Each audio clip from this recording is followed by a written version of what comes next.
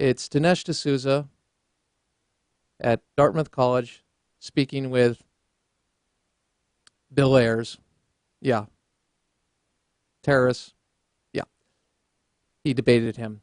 And he is explaining good and evil to these students and what they should focus in on. And also he predicts the end of progressivism as we know it because of what will come in place of America being leader of the world and leader of the free world.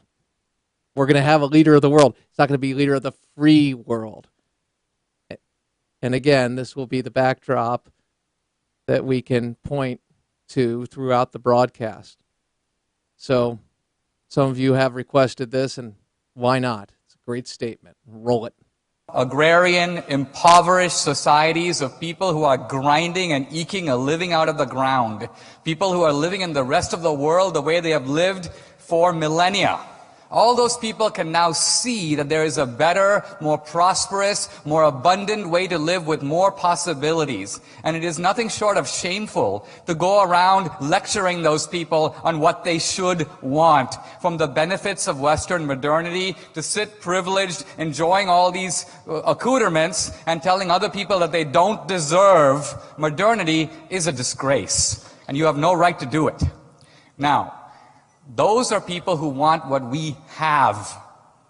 And frankly, they don't want our generosity.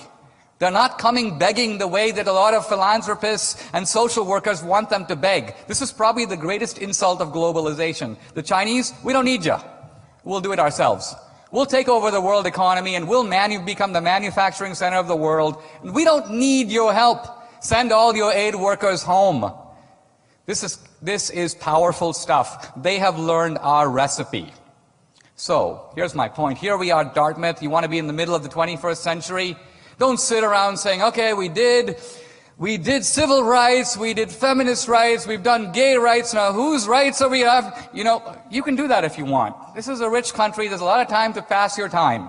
You can do that.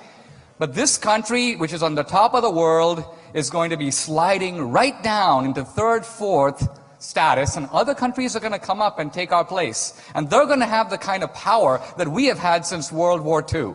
And it's going to be a very different world. And it's going to be a little bit of a tougher world because those are people who believe in wealth creation, but they also believe in conquest. And we cannot expect them, when they have our power, to use it to achieve our priorities. I will assure you that the rise of the East, the rise of Asia, is going to mean not only the end of a lot of Western priorities, it's going to be the end of progressivism. Why? Because many of those countries want modernization, yes, Westernization, no. Now, what America still has is a great gift to the world. Someone asked a question about Korea. Started talking about the Indians and so on. Let's talk about Korea. Isn't it wonderful that South Korea is a free country? North Korea isn't. But had the United States not fought the Korean War, it is very possible that the North would have engulfed the South. And we would have a retarded dictator who just killed his uncle, telling this young woman's parents what to do and putting them in mass graves. And this is the real world we live in. So sitting around talking about multiculturalism doesn't really work when we're living in a real world where there is a North Vietnam and a South Vietnam, and the North overran the South, and a North Korea and a South Korea. The world is still the way it is. Look, I'm optimistic about America because it seems to me, not that America does things right all the time, we do things wrong a whole bunch of the time, but we do try. And we do try to live up to ideals that remarkably were there at the beginning. Interesting. In our Judeo-Christian foundation, our founders understood these ideals, and as we look both outside in the sense of foreign policy and national security and with domestic policy, we can see that the more you sacrifice freedom, the worse it gets in dealing with either outside states or organizations that desire to end us, or solving problems in our domestic economy, such as uninsured and healthcare. And you say, thank you, Captain Obvious, for being a part of things, Crane. I say